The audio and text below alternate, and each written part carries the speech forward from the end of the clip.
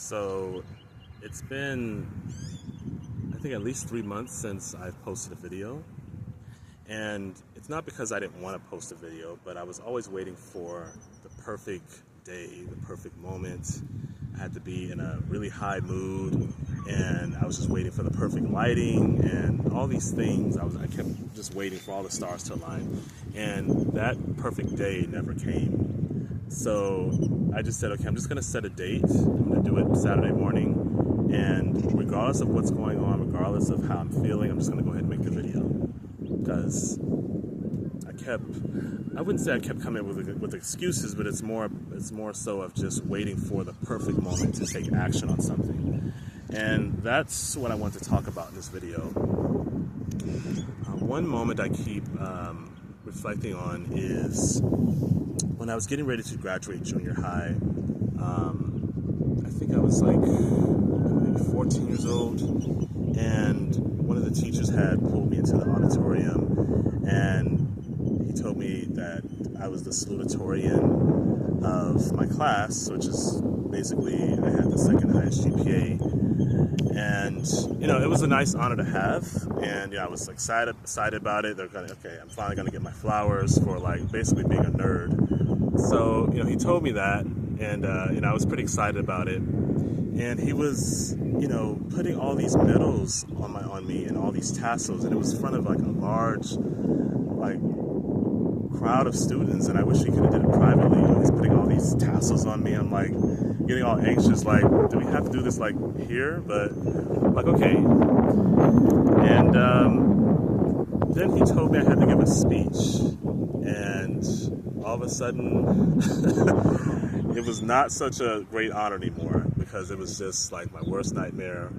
I didn't want to give any speeches, and I no longer cared about the accolades. I didn't want to give a speech, and he knew that. He knew that I was just, a little on the quiet side, a little bit on the timid side. I didn't really, I kind of kept to myself. So he kind of knew that it was a big deal for me. He's like, yeah, you got to do it. You got to give a speech.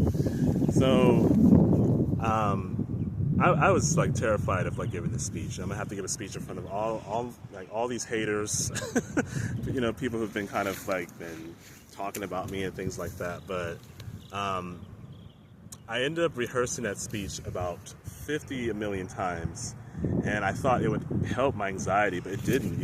All it did was just help me become confident in memorizing the speech, but I don't think it really did anything for my anxiety.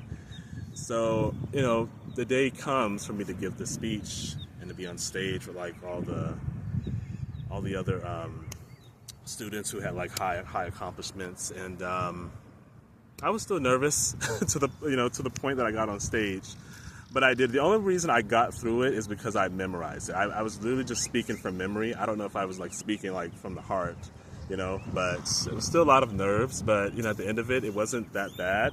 And I think I ended up getting one of the loudest applauses in a school, So it was a great honor to have. But to my point is, I don't know if you can ever fully be ready to take action on something before you take action. I think it's a mindset to feel the need to be always ready before you face a fear or confront something, or to take action on whatever it is you've been putting on hold. I don't think you can really skip any steps. I think before you can become confident in something, you have to go through that phase of being uncomfortable. You have to go through the phase of being, unconfident at first. And I think over time, you will learn to build the confidence, And I think it's all these fears about what could happen, the fear of being embarrassed. I think that's what I had a fear of, just getting laughed off the stage or people laughing at me. I've always kind of had stage fright, so it's just something I feel I needed to do. I remember I had a communications class where we had to get up and give, you basically just had to get up and write your speech out and present it. And I think I ended up dropping that class because I was just terrified of speaking in front of people. I just had all this anxiety, So I never completed that class. But it's all this manufactured fear that stops us from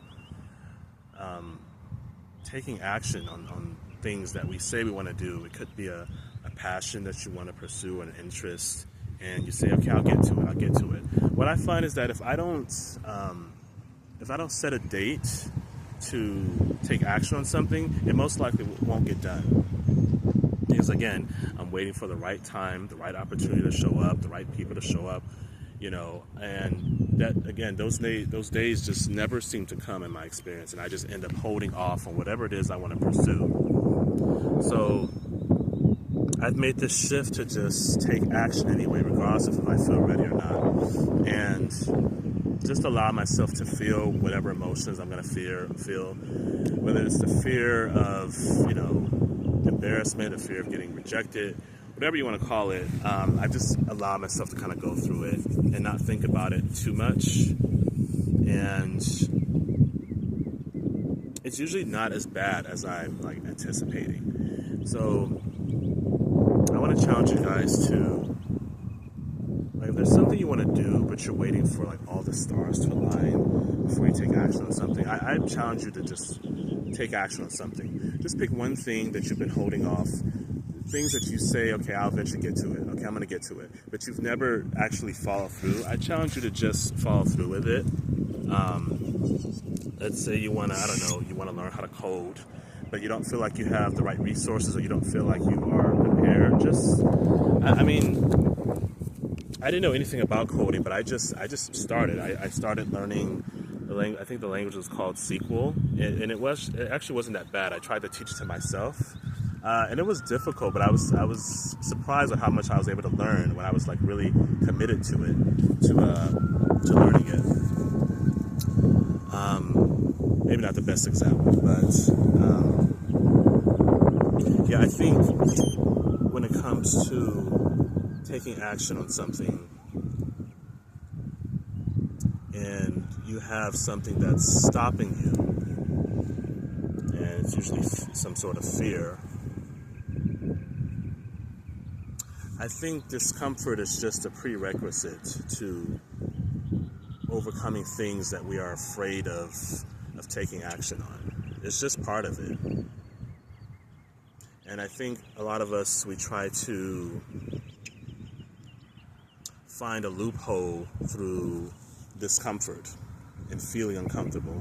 I know I have, and I'm always looking for an escape from discomfort. We want to be able to take action on something, and we want everything to work out smoothly. Everything has to work out perfectly, and that kind of mindset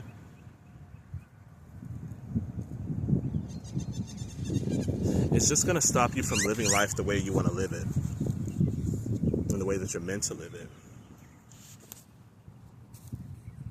If you're always waiting for the right, perfect time to do something. So I've just made a lifestyle out of just going through the discomfort. I've kind of forced myself to move in that direction. And a lot of great things have come out of it. And the way fear works is, the more you face these uncomfortable situations, I don't know if they get less uncomfortable, or if I think you just build a resilience to discomfort. You become accustomed to it because you're no longer avoiding it.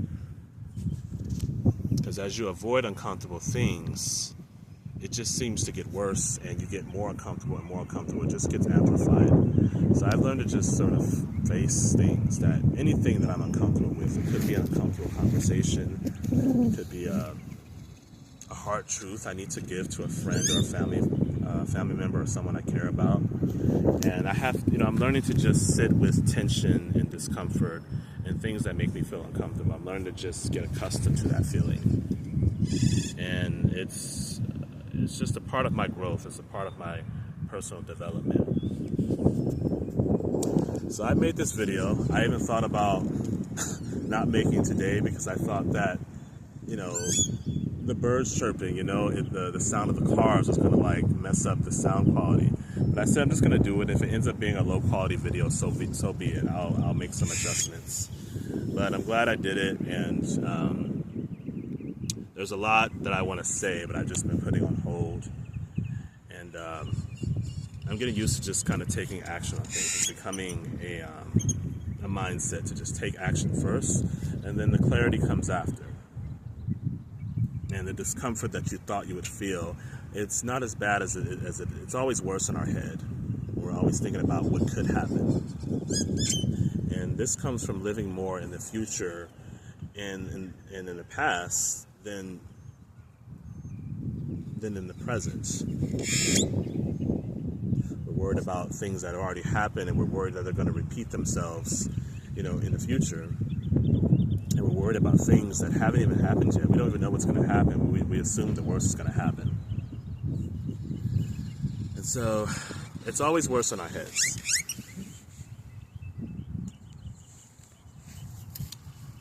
So yeah, to close this video off, just whatever it is that you want to take action on, that you're afraid of just taking that leap, just take action on it. And whatever you're afraid will happen, will manifest from that, from you taking action without being prepared. You know, you just kind of cross that bridge when you get there. Because it may turn out a lot better than you think it will, but you're just expecting the worst. And it can work out a lot better than you think it will, you know? In the same way we think the worst could happen, what about thinking about the best of the situation? It can turn out a lot better than you think. But you'll never know unless you take action on it. Because we're always waiting for the perfect day, the perfect moment, the most aligned time to do it. You'll be waiting your whole life.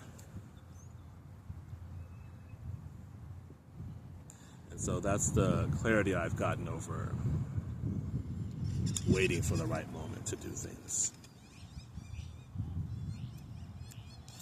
So I think that's going to conclude this video, and I'll see you guys in the next one.